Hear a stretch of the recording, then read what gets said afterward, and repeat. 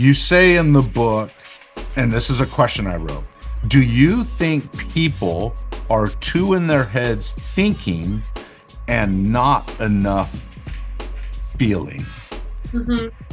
Yeah, this is something that I stress a lot in the book, and I think anyone who buys a book like this is probably quite an intellectualizer.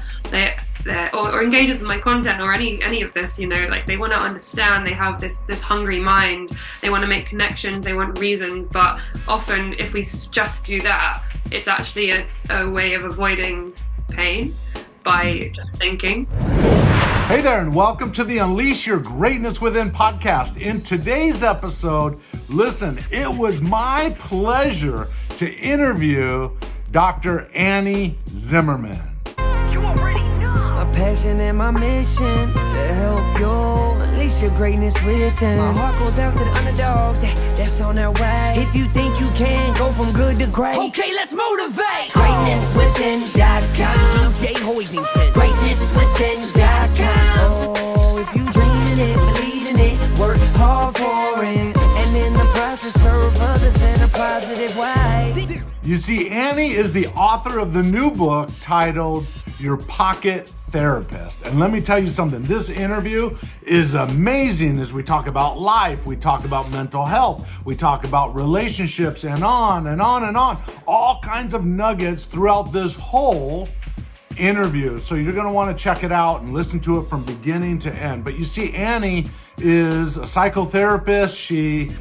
This is her first book, Your Pocket Therapist, and it's a great, simple book with simple concepts that really reach deep. And we just get into that in this conversation. She has hundreds of thousands of followers on Instagram, hundreds of thousands of followers on TikTok. And you know what? It's obvious that her message is resonating. And so it was my pleasure to have her on the Unleash Your Greatness Within podcast, along with many other high achievers that I bring on to the show that can help drip insights and ideas that can help you improve your life, improve your happiness, give you insights that can just help you thrive. Now, if you're watching this on my YouTube channel, hey, I invite you to subscribe and make sure you click that notification bell so that you're notified every time I come out with a new success interview like this one. And if you're watching this on Rumble, thank you for following me over there. And then, of course, if you've downloaded the podcast from iTunes or Google Play or iHeartRadio or Spotify, thank you for being a part of my community. I really appreciate it. All right, now, without any further ado, let's jump right into this interview. Annie, welcome to the Unleash Your Greatness Within podcast. Thank you. I'm excited to be here. I'm totally excited that you're on the show. I've known that you were going to come on the show for the last couple months. I've read your book, Your Pocket Therapist. So excited to dive into it, but really dive into principles that can change people's lives, because that's what your book is all about. These nuggets, these insights. And so, hey, let's jump into some of those ideas and how you can lift people and help people. But before we do that, could you share with our audience a little bit of your backstory? Absolutely, yeah. So I guess, in the first chapter of the book, I really outline my own experiences with therapy and just how transformational they were. That I started off with struggles with binge eating and anxiety and problems in relationships. And actually, even though I come from a family of therapists, like every woman in my family is a therapist. My mom, my sister. Yeah, you said your mom, your grandma, your sisters or something, yeah? Yeah, it's like, so you would think that I'd known it all, but therapy is something you kind of have to go through rather than just knowing about. I think it's such a process. And so I was really struggling in my life, and therapy just completely has changed my life.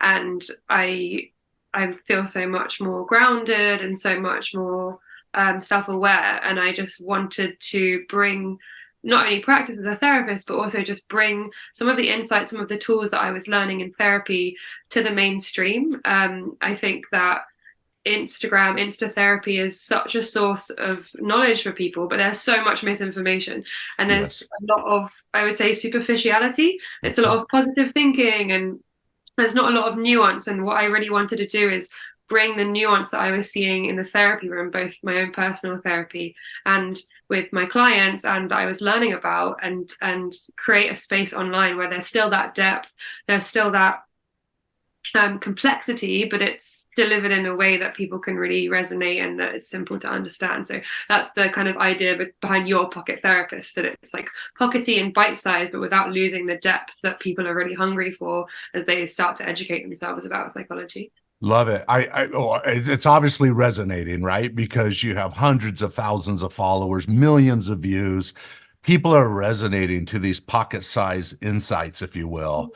And so we're going to dive into that in this interview. All right. So just a question, as you were talking about how everybody in your family, all the females in your family are all therapists. Did you, maybe it's a little personal, so you don't have to answer it, but you bring it up later in the book, this part where you talk about maybe you feel like you came from the perfect family or a great upbringing. So my question for you is, did you feel like you came from a good family and a good upbringing? I guess you could interpret everyone being a therapist in two ways. Either everyone's sorted or everyone's messed up. Right. I think we're somewhere in the middle. Yeah, I mean, I certainly am very close with my family, and feel really grateful to have their support. But we've all individually gone through a therapeutic process, and that has come from a place where healing has been needed. But I think it's amazing when multiple people in a family are in therapy, because the growing really takes place together. Are you guys all pretty open in your communication of the research and insights that you each learn and how it interrelates and so forth? Yeah, our family meetings, our family like conversations are sometimes like supervision.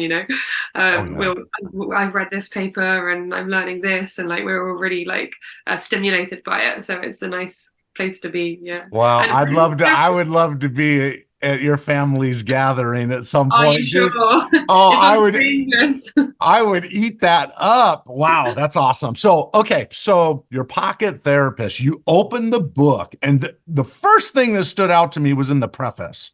The first line of the book, it says, let me quote it exactly, it says, "All patient stories are fiction." Okay, that alone is worth an explanation. How would you talk about that? That I take confidentiality really seriously, and I didn't want to put anything real in the book. That doesn't mean that the emotions and the characters and the stories aren't coming from a collection of, parts of myself, parts of, things that I've learned. But I didn't want to take anyone else's story and write about it. So of course, for sure. That makes sense. But that is not what I interpreted when I read it. I thought what I read, and I'm curious from a standpoint of your research and so forth. When I read that line, I thought of everyone's stories are fictional. From the perspective that I had was through our own interpretation of our world events and circumstances. So two people can have the same event and have totally different experiences. Therefore, the stories we've kind of told ourselves and the belief systems we've set our life up on, maybe to some degree, they're a little bit fictional. I mean, can you see any truth in any of that?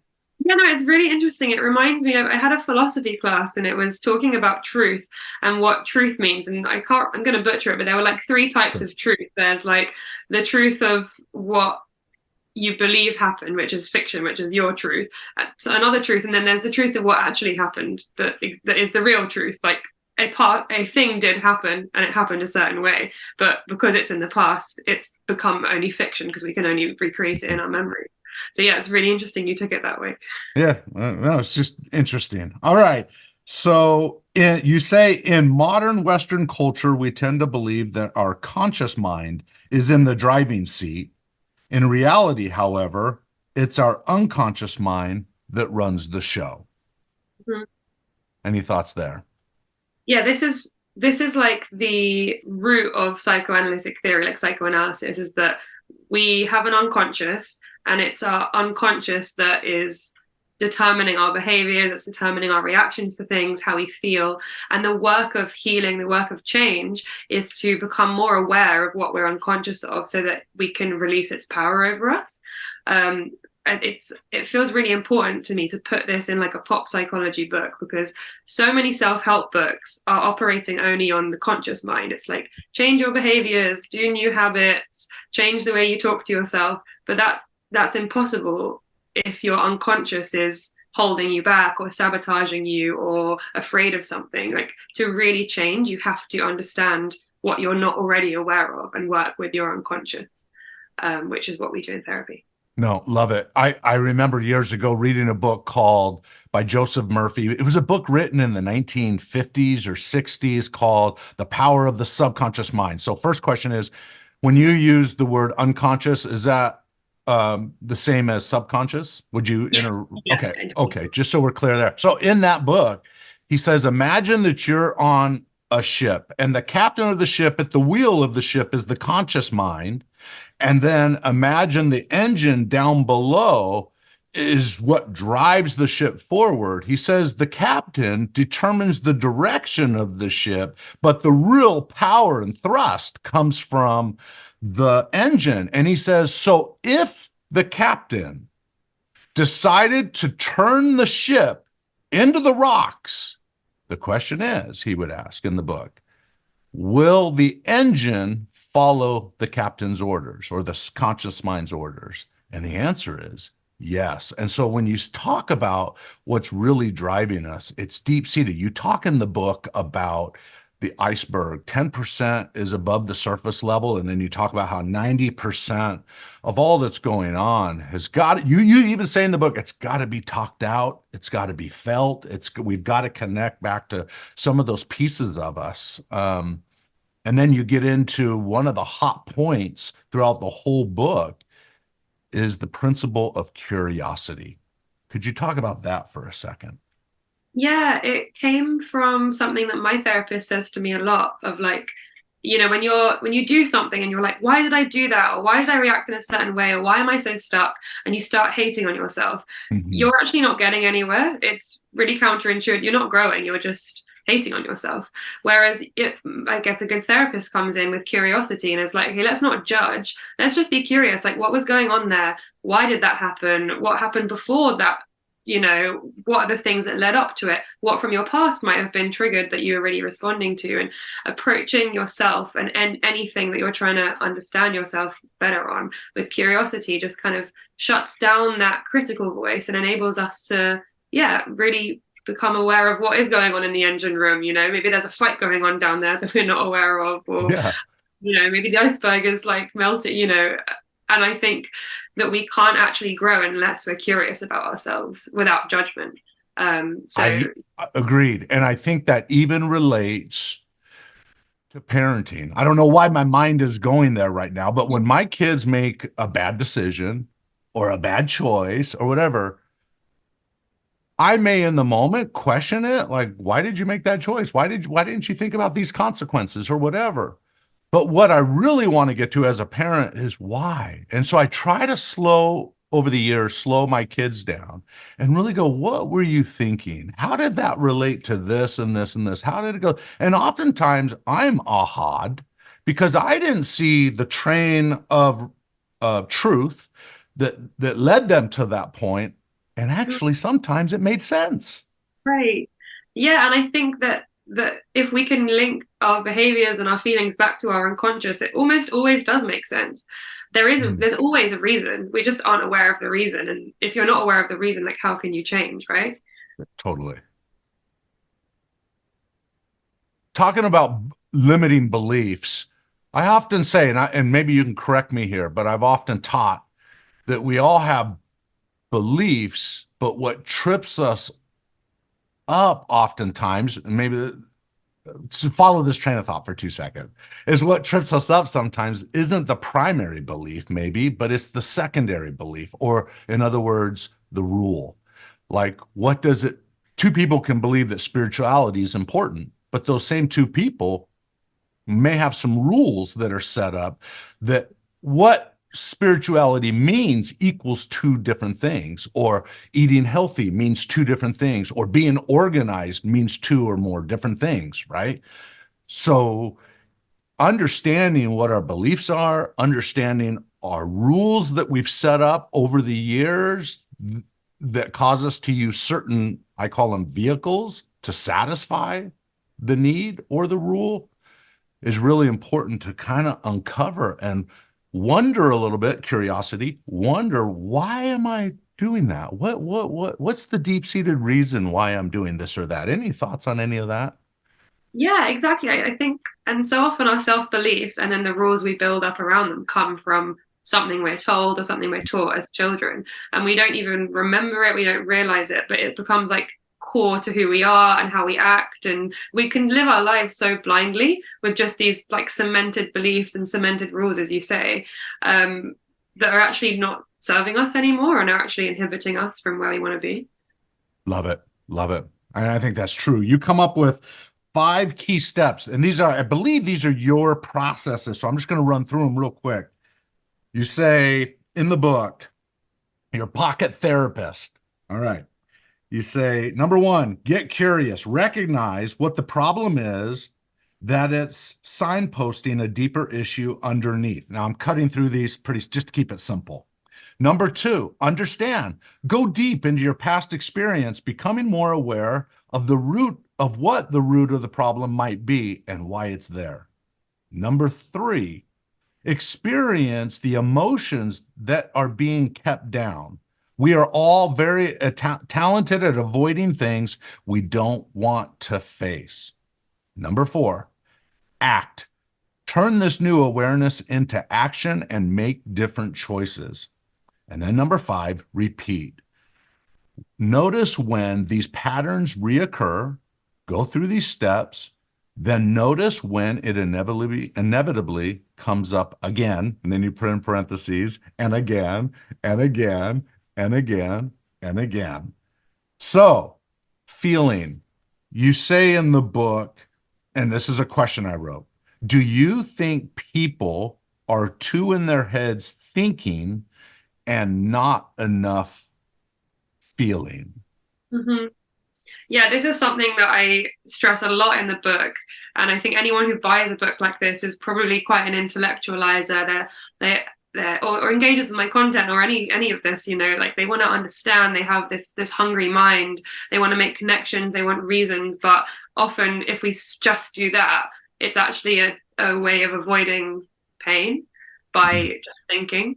And I think it's just so essential to understand and to ask those questions why, but to also not just stay in our heads with that. So sometimes it's just about letting yourself cry, letting yourself connect to the past, because you can think about the past and understand how it's impacted you without actually processing it. It's really about going back to the things that have happened to you and really feeling the effects of them, how it felt when you were younger, how, what was missing, what you did have, even the positive feelings. And that's really like the work of therapy, is to properly process those things rather than just, otherwise therapy would just be one session. You'd say, oh, it's all your mum's fault. The reason you do this is because this happened to you as a child. Goodbye. But, you can know that. And then there's like knowing that in your soul and knowing that in your heart. And that's a very different thing. And often that's the difficult thing, is to go into that pain. And so would you say in therapy that as you take people to that more unconscious side, you dive in a little bit deeper to find the why and the reasons and what truths were involved and so forth, thought processes, beliefs, everything, right? Mm-hmm. You're not trying to take those events away. What you're trying to do is change the interpretation of those events. Is that fair? Yeah, definitely. Because I think we can form these beliefs that are really like unflexible, that it's like they're etched in stone, and actually you can go back and think and reconnect with different parts and feelings and change your experience of them, and that enables you to have a different experience. Exactly. But I will say about those 5 steps is that like therapy is not neat. and it can't really be condensed into 5 steps, but these are 5 like core elements of therapy. But everyone will be different. Some people might stay in just curious for like 3 years. Other people might go straight into the feeling and actually have to do more thinking and understanding. For other people, they do it all and then they can't actually turn it into action and change, and then they have to keep going back and round, and it's super messy. There's no kind of 5-step cure, but these 5 elements are essential, I think, for any change to happen. Yeah, for sure. We are not trying to simplify this into a simple podcast, for sure. But I thought, just generally speaking, those 5 steps were really, really great steps for simplifying. But like you said, you could be in one step for 5 years or 3 years or whatever. So love it. I often tell my kids, I'm curious from your perspective, so I'm divulging here, that all emotional pain that you feel. So correct me if I'm wrong. I want you to correct me. I'm okay with correction. All emotional pain that you are feeling is, I think, caused because of beliefs or expectations that are not being met. Is there some truth in that, maybe? Yeah, I mean, I don't know about all emotional pain. All, never, ever, right? Those are extreme words. I get it. Right. Yeah. But absolutely, I think the frustration of having a need and having something you want not be met or taken away from you can cause like deep pain. I guess that's like anger and injustice. That feeling of not getting what you want is certainly connected to not having your needs met. But sometimes stuff just hurts because it hurts, right? Like loss and grief but I guess actually when I think about that, loss and grief are really not having something that you want. You have to reckon with not having what you want. So maybe there's truth in what you're saying. Well, I'm just thinking, even if with loss, right? That's a belief. That's an expectation. You have to readjust to. And we all, as human beings, we all kind of see the world and work through the world in our own unique way. And I could see how, obviously working with people, I do a lot of executive coaching, and sometimes I feel like, in a way, although technically I'm not licensed like you are to do it, is I'm counseling people, and they'll open up to me because I try to be, and I feel like you're the same way. We try to be personable, non-judgmental. Let me hear you. Let's analyze it. Let's talk about it. But I have this one person in the past that I've had a conversation with, and I wrote on my notes, she tends to be envy and jealous of what she sees on social media. And so as we were talking, I'm going back in my memory a little bit, but as we were talking, it was just about how she's maybe after work or before work or whatever, she's always looking at other people's worlds and never really accepting her own. And so there's a couple thoughts that go through my head. Do sometimes we as human beings expect our worlds to be perfect, like there's a perfect path, when maybe we should lessen our rules or lessen the rigidity? You used the word earlier, rigid, right? But people, I even looked on one of your TikTok videos, the comments, people have a hard time accepting compliments. People have in the comment section, people have a hard time accepting gifts. They judge based on what they see in media and so forth. And so this person decided that for 4 weeks, they were going to put away their social media and try to purge it a little bit out of their lives to bring some balance back to their life. I don't know. Any thoughts on any of that? Yeah, I mean, I guess envy in a way is a useful feeling. Like it shows us what we want. If somebody else, is off on holiday and we feel envy, maybe that's because we need a break, and it kind of shines a light on something that we don't have that we want. So I think we can then judge ourselves and think, oh, I'm always comparing myself to others and I'm so terrible and da da da. But actually, it's showing us something that we desire and that we can work towards getting ourselves. So I think, again, if we approach with curiosity and reflect rather than judgment, we can use envy to help us understand ourselves. However, the way we live online, we're only showing, and it's, we've said this before, but like we're only showing our best selves. Our shadows are not there. Although I do think that's changing to some extent, but largely it's like a completely filtered version of our lives, which means that we get a really skewed idea of how other people are living, and really the dark thoughts, the shadows thoughts that are happening for everyone, the bad days, we don't see that at all. And that means that we can create this false illusion that other people are all happy and we're the only ones suffering. But to be human is to suffer, and it's also to have joy. But it's important for everyone to realize that even the people who have got the most glamorous social media lives, they're also suffering. Oh, I love that. To me, that is truth. Okay, truth. I think it's practical. That's what I love about you. When I was reading your book, I was like, she's so practical. Don't blame your parents. But then also you just mentioned, and you said that several times, right? They did the best they could. So give them a little bit of a break. But they still impacted you. And like you can still reflect on how your childhood impacted you without blaming them all of the time and everything being their fault. That's good. So your parents have impacted you, but you don't have to blame them all the time, right? We can move. Are you suggesting people move past that, or just come to a point where they understand, hey, my parents did the best they could given the circumstances? I mean, what does that typically look like? I think that's like people really struggle to talk negatively about their parents in therapy because they feel that like they're not being grateful, or that they're guilty and that they should always, be super complimentary and grateful as to how their parents were with them. But again, that's a judgment, and it stops us from really connecting to the truth, which is that our parents, everyone's parents, is flawed, and even the most perfect parent in the world will have flaws that would have impacted the child. And I think it's just so much better to free ourselves from blame or guilt or shame, and just really neutrally almost reflect on like how our childhood was and how that impacted us, without saying my mum was awful, my dad was awful, or my mum was amazing and my dad was amazing. Like no value judgment, but how did it impact me? What were the feelings that were happening, and how is it still showing up today?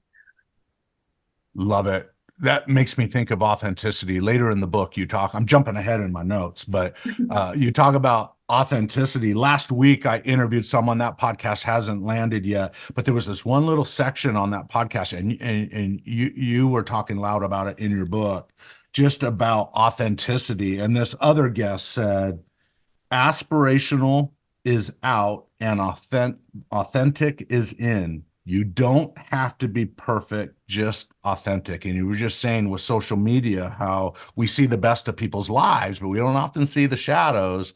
And what he was saying in that interview, and I felt that kind of come up in your book, hey, accept that we have faults, accept that we have weaknesses, embrace it all. And be like, I can improve if I want to improve it, but it doesn't have to define me at the same time. And we can be honest about it. Any thoughts about authenticity? Yeah, exactly. I guess the things that go in our unconscious that we repress are the things that we can't accept in ourselves. So therapy is about feeling more whole by bringing in all the things we're ashamed of, and bringing in all those parts that we think other people would judge us for or reject us for.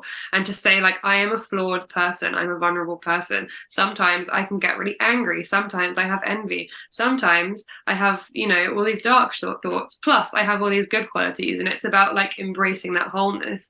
And I think the reason why therapy is so essential and moving is because you're showing, maybe for the first time for most people, your shadow to somebody else. You're showing your authentic self to somebody else, and they stay and they're like, yes, show me more, I'm interested in you. And that is the most powerful message, because you're being told, I want you for your authentic self. I don't want the false, I don't want the facade, I don't want just the highlights. I want to also see your shadow and also see the parts that you've previously been ashamed of. And when you have that experience in therapy, you can then go into the world and be vulnerable with people and be accepted. And that's such a powerful message.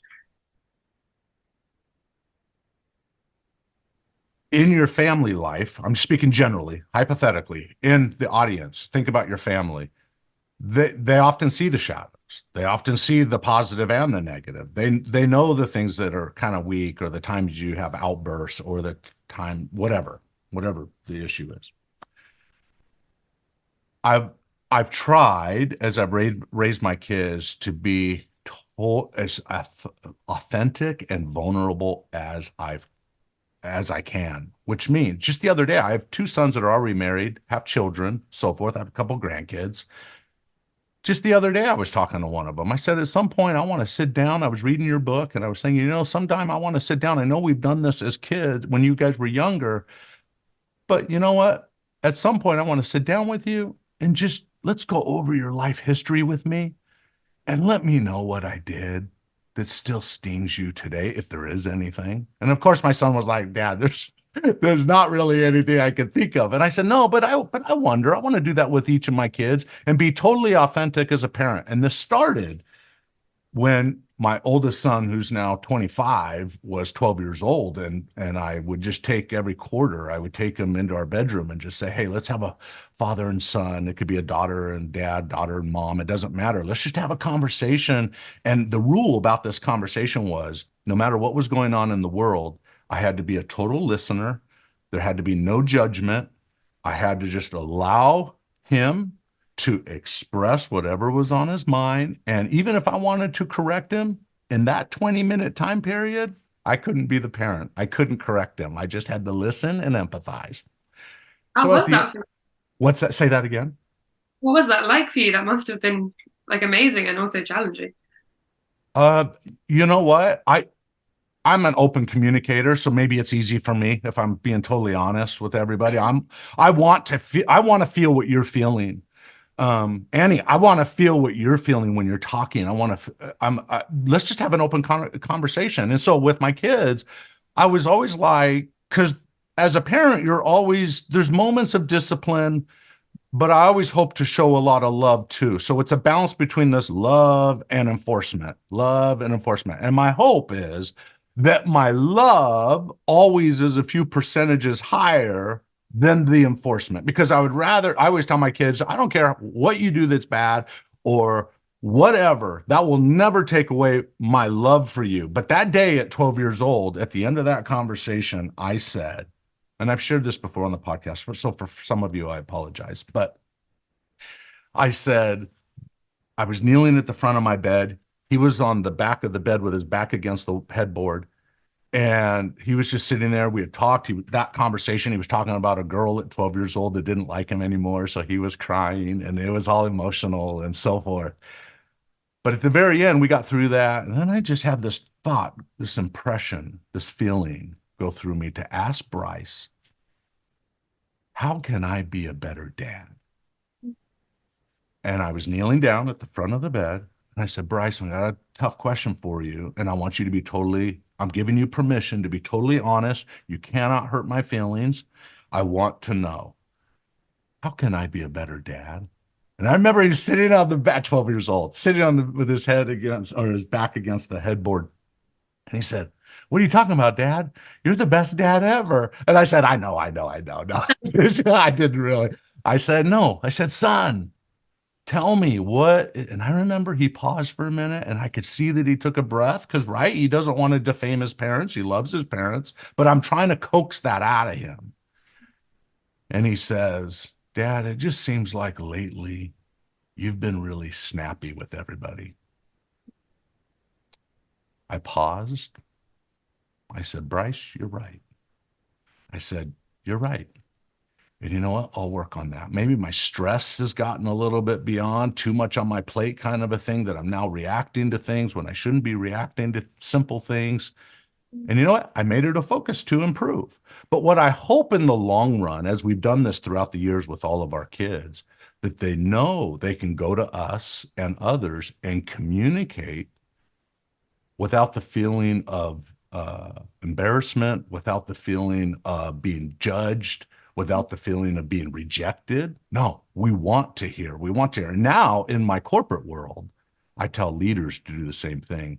Next time you're in a one-on-one with your team members, why can't you say, hey, how can I be a better leader? How can I communicate better for you that would work better for you when I communicate with you? How can I be better?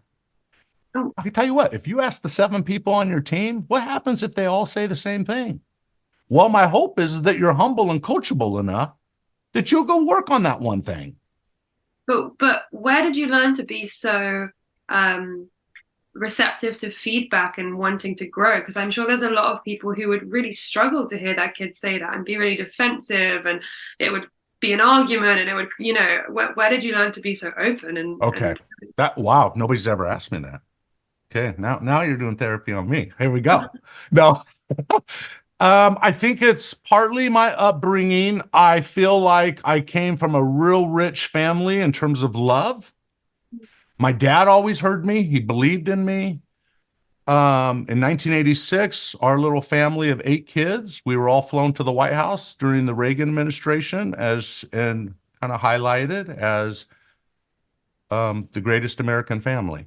Nobody knows that, but maybe I'll show a picture here in the video version of this podcast. So I came from what I felt like was a perfect family. Then when I was 15, I started to listen to personal development tapes. One tape that stood out to me was Hiram Smith of Franklin Covey organization. He's since passed away. And he would say, even strong men cry.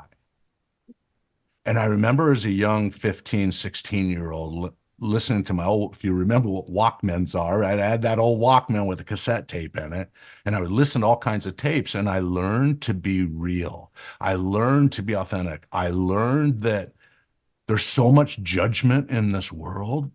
Listen, you've got to have some grace on yourself. And I think as I was listening to all this material, studying books like Your Pocket Therapist, right? Other books similar in that world and so forth. I just learned it's better to be open.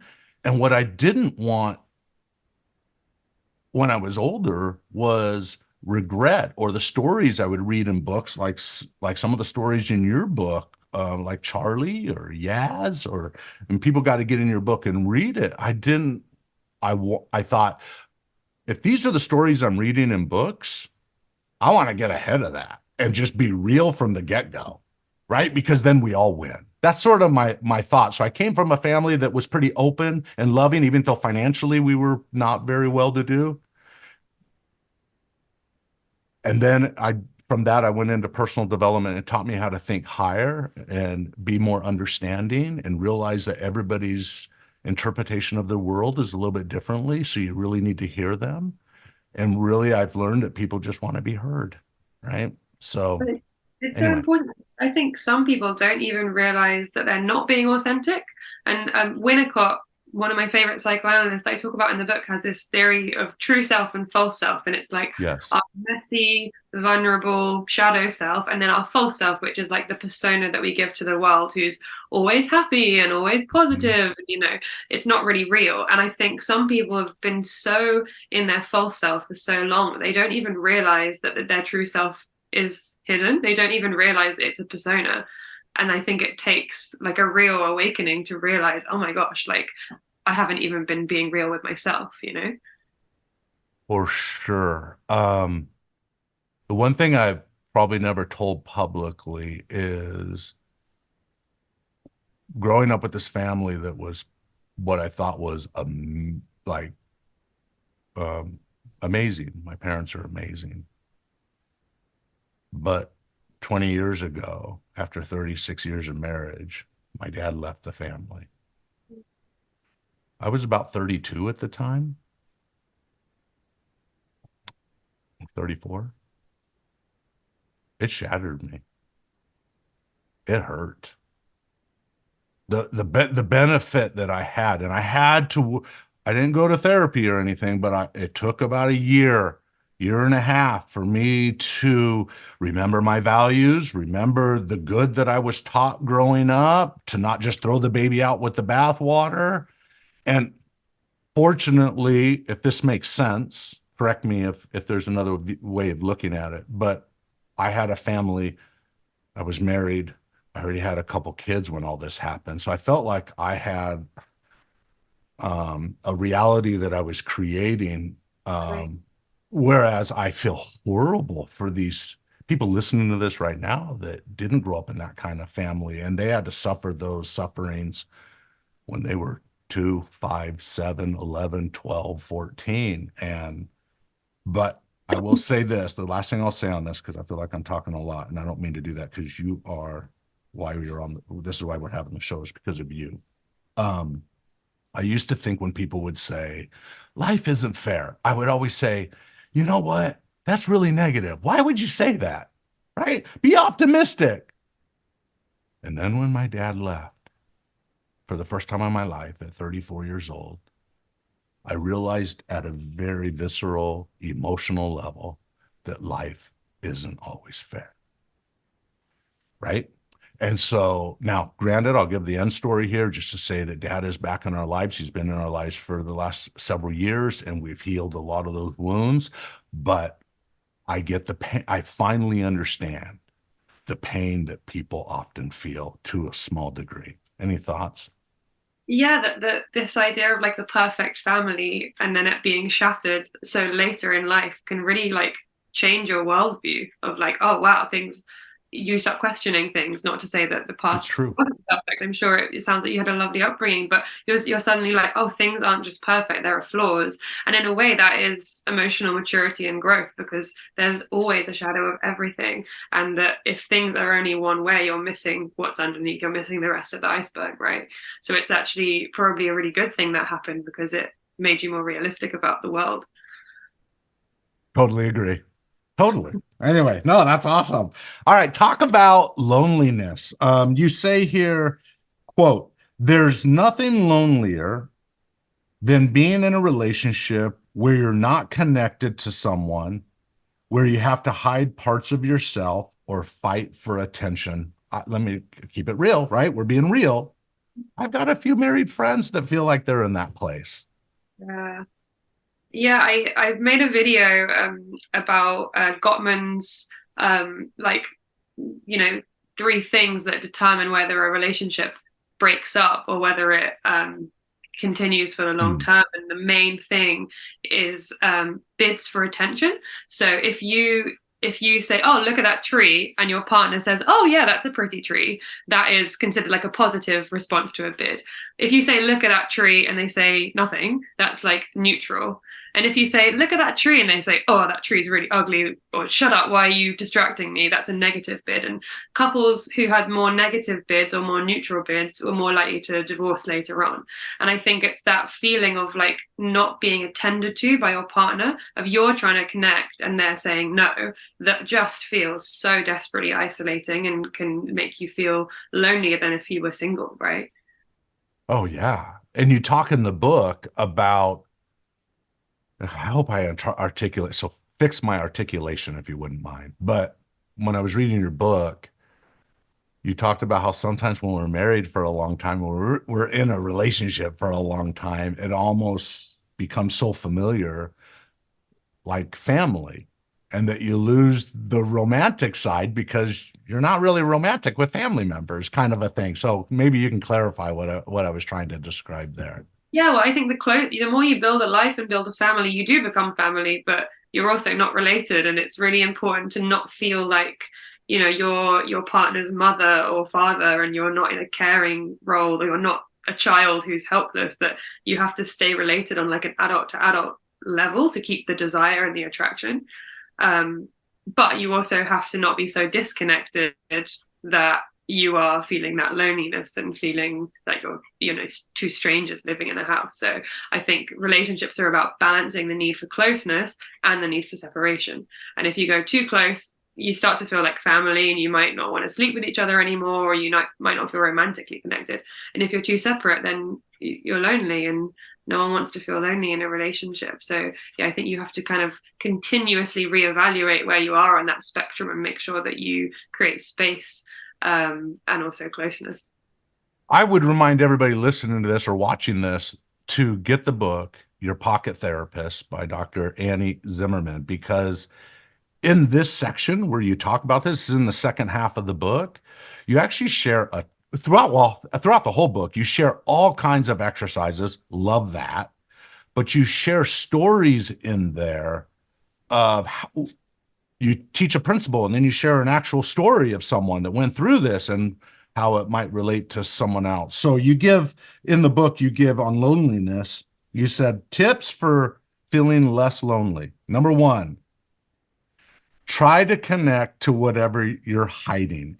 Okay. And okay, let's just go through these real quick. Try to connect. And if you'll just make a comment, try to connect to whatever you're hiding. Any thoughts there?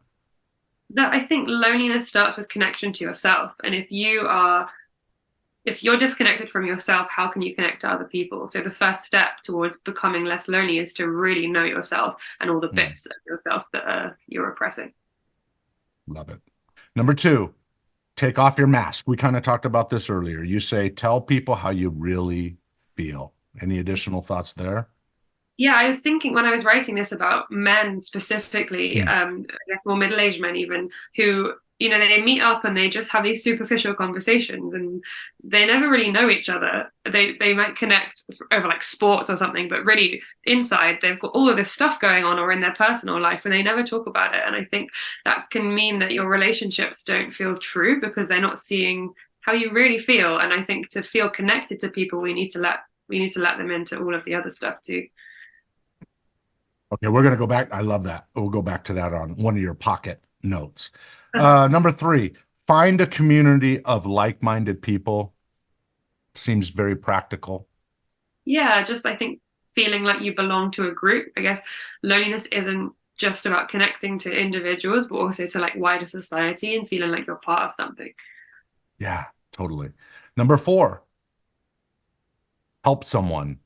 You say here, we all want to feel wanted. By giving others and experiencing their recognition and gratitude, we often feel more connected. So get out, what I'm hearing from that is get out of yourself a little bit and find ways to serve others and to give to others. And in return, karma, maybe, right? You're the benefactor of that. Any thoughts? Yeah, exactly. Yeah, I completely agree. Like feeling needed can make you feel really connected. Yeah, totally. And then number five, try to be more present.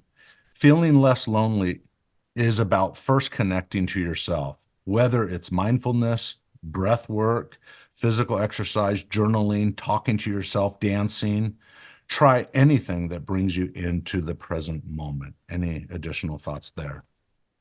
I guess it made me think of this like phone addiction that so many of us have of scrolling, of like it's such a deadening experience that you're already dissociated that you're not really present, and that can make you feel disconnected from yourself and others. And I think the way to feel connected, which is the opposite of loneliness, is to like feel alive, is to do something that shakes you up and makes you alive and in the moment. Love it. Okay, three questions or 3 points, 2 pockets. And you can get these for everyone listening or watching this. You can get these in the book. Love it. The first pocket is what actually is self-love. You say here, I'm not a huge fan of the phrase, love yourself. I find it patronizing and insincere. That being said, a lot of us do not love ourselves. Any additional thoughts there? I agree that we might put a happy face on, but a lot of people are not feeling that love for themselves. Yeah, I don't know what you think about the phrase like love yourself. I think I agree. No, let's pause right there. I agree with you. In fact, anybody listening to this could go to a YouTube video where I defied the word self-love. There's a video out there on it. And we didn't write it the same way, but I think the spirit of what you're saying and the spirit of this is why I love reading your book, because it seems so practical. So I'm with you on this 100%. Yeah, it reminds me of how people talk about like body positivity, that they love your body. And if you are struggling with your body, that seems miles away and unattainable. And there's a new phrase, which is like body neutrality, which is like, just feel neutral about your body. Like, don't judge it, feel neutral, rather than having to love yourself when it feels fake. And I think that's really important, because sometimes like saying these positive affirmations and like, oh, I love myself, it's just not coherent with how we really feel. Like if you have trauma, there will be a part of you that feels that you're bad or feels that you're wrong in some way or deserving of what happened. And we have to have space for that part of you, rather than just pouring in all this kind of positive language when it's not coherent with how you really feel. Love it. Love it. It's important to have self-compassion, right? We want that. Yeah. We want to love ourselves. I think if you just focus on love by itself, it's a hard thing to materialize in an authentic way. But if Yeah, you'll serve people, if you'll be more grateful for the little things and the big things in your life, I think the love automatically comes with it. Any thoughts? yeah, definitely. I think compassion and love comes as you approach yourself with curiosity and process difficult feelings, but it's not where the healing lies, because it's like the tip of the iceberg. It's not the whole substance, you know? And you say in the book at some point, well, maybe it's in here. Oh, here you go. You say it's in this pocket. You say, but this is only loving part of ourselves. The true self-love is loving the messy bits. It's loving your tendency to be a little bit selfish, the envy you feel for your best friend, the bitter or aggressive parts. Self-love is meaningless if you only love the good parts. For true self-love, you have to love the parts you are denying and projecting onto others. Can you love the parts of you that society and maybe your family told you make you unlovable? That's the real test, you say. Can you love really the vulnerable part of you? Can you love the part that sometimes hurts others? If you can start to own and even have compassion for these parts, then you're on the path to real love. Well said, Annie. That was awesome. All right. Next one, law of projection. Projection is one of the most important concepts I wish everyone understood. Okay, projection. Projection is how we can come to understand ourselves in the way we talk about and experience other people. And that so many relationship problems are coming from projection. So you're experiencing someone as like, okay, let's say, okay, oh, you're really angry with me. And actually, you're the one who's angry. And you're projecting your anger onto them and experiencing the world as being angry with you. But actually, if you process your own anger and let yourself be the angry one, you suddenly can see that people aren't angry with you, or maybe they are, but they also really like you and they also love you, and it lets in the reality of how other people are rather than just the lens with which you're seeing them. And I think that by being aware that we can project our internal world onto other people, it means that we can change how we relate to other people, because instead of just blaming everything on somebody else, we can take responsibility for how we're feeling and what we might be putting onto them. Does that relate to, I remember reading many years ago, Debbie Ford, who was on Oprah several years ago. She wrote a book called The Dark Side of the Light Chasers. It was all about this concept of projecting. And she said most of the things, and I hope I'm articulating this right, but most of the things that we criticize in others is oftentimes something we are struggling with within ourselves. Yeah, this is something that Jung said originally, I think. And then it can be really helpful to pay attention to the things that you complain about in other people.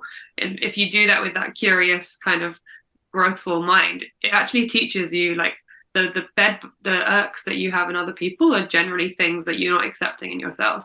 And if you can start to accept that yourself, then you can probably be more tolerant to other people. So if you're really intolerant to people, chances are you're extremely harsh on yourself.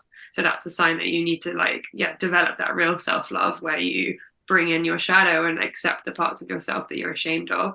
And what happens is the more compassionate you are to yourself, suddenly the more tolerant you are to other people and their flaws. Love it. Well said. Well said. Okay, last thought question I wrote at the top of my notes was your thought on this. Someone once said, it's a quote by someone else, any virtue taken to the extreme can become a vice. Mm. The idea is, when I was reading your book, it seemed like, hey, just trying to find some balance in the good, the bad, the ugly, trying to have some compassion. But when people do extreme things, that can become a vice. It can become a problem. Does that trigger any thoughts for you? Yeah, it makes me think about addiction and how anything can become an addiction if we are depending on it to feel okay in ourselves. That you can get addicted to like skin picking. It's not just drugs and alcohol. It's, we can get addicted to work or exercise, even though these are considered like positive things. And I think to that quote of too much of anything, too much dependence on anything to feel okay becomes a vice, and therefore it becomes something we need to unpick. Love it. Listen, you have a powerful book here with pocket-sized messages in there, but you wrap those around with stories and analogies and insights, and then, of course, exercises. I encourage, and I really mean this authentically, I encourage everyone to get a copy of your book, Your Pocket Therapist. Any last thoughts? Before we do last thoughts, Albie, I'm sorry. I'm sorry that I didn't introduce. I noticed that Albie was up earlier, or it was up. He's on the floor right here, so he can hear you. Okay, Albie, thank you for being a part of the Unleash Your Greatness Within podcast. So sorry I didn't introduce you. Anyway, just wanted to make sure I acknowledge Albie was part of the podcast in the beginning. All right. Any last thoughts from you, Annie? Just that it's been really nice to have this like very authentic conversation with you, and also that the book currently isn't out yet, and the idea that you've read it and are enjoying it and are digesting it is like so very exciting to me. So thank you so much for that. You bet. It was truly my pleasure. By the way, where would people go to get a copy of the book? Because I think it comes out, if I remember correctly, January 9th. Is that correct? Yes, exactly. So they can go to Amazon, Barnes and Nobles, anywhere you get your books. Okay, we'll put some little things up here on the video. So go to Amazon, go wherever you buy books. They'll be available everywhere. Thankful to your publisher for bringing you to our team. I'm grateful that you were on the call. I feel like we just touched the tip of the iceberg. There's much more we could talk about, but you did a great job. And I'm so thankful that you came on to the show today. Thank you so much for having me. Thank you.